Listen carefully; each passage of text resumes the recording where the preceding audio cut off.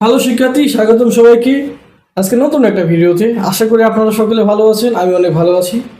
আমি দয়াল বর্মা আছি আপনাদের সাথে, সিইও এবং ফাউন্ডার ট্রিপলি প্র্যাকটিক্যাল হাব। আপনারা যারা রেগুলার দর্শক আছেন আমাদের ট্রিপলি প্র্যাকটিক্যাল হাবের, আপনারা আমাদেরকে একটা ব্যক্তিগত মতামত জানাবেন যে আমাদের ভিডিও আপনাদের কেমন লাগতেছে, বা আমরা এই যে পারপাসে ভিডিও বানাচ্ছি ট্রিপলি মানে ইলেকট্রিক্যাল এবং ইলেকট্রনিক্স রিলেটেড, এখানে কোনো পরিবর্তন আনা দরকার কিনা, বা এটা আপনারা বুঝতেছেন কিনা, বা আপনাদের কাছাকাছি আমরা আসতে পারতেছি কিনা, বা আমাদের ব্যর্থতাটা কোথায়, আমরা চাচ্ছি যে আপনারা এটা আমাদেরকে বলেন।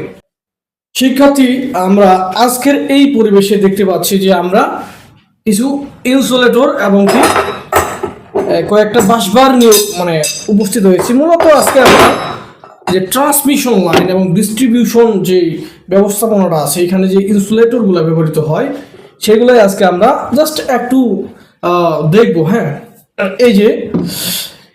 এই ইনসুলেটরটা আমরা ম্যাক্সিমাম সময়ে বিভিন্ন ডিস্ট্রিবিউশন ট্রান্সমিশন লাইনে দেখতে পাই। এটা হচ্ছে কি একটা শেকল টাইপ ইনসুলেটর। এইখানে আরেকটা দেখেন, এটা হচ্ছে পলিমার পিন ইনসুলেটর। এটা 11 থেকে 33 কেবি লাইনে এটা ব্যবহৃত হয়ে থাকে সাধারণত।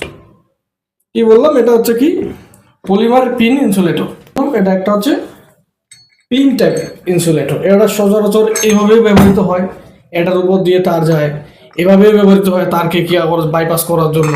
এটা অন্তত ট্রান্সমিশন লাইনে প্রচুর ব্যবহৃত হয়। এটা কি পিন টাইপ ইনসুলেটর। হ্যাঁ, এই পিন টাইপ ইনসুলেটর এখানে আমরা পুরো পিন সহ রাখছি। এখানে যদি আমরা দেখতে যাই, এই যে এখানে একটা আছে, এটা আবার এটাও কিন্তু পিন টাইপ ইনসুলেটর। আমরা ম্যাক্সিমাম সময় দেখবো এটা কেউ তো ব্যবহৃত হয় সাবস্টেশন।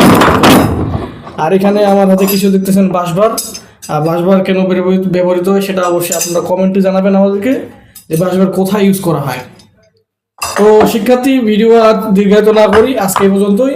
আর সবার সুস্বাস্থ্য কামনা করছি। ভালো থাকবেন সবাই। ধন্যবাদ সবাইকে।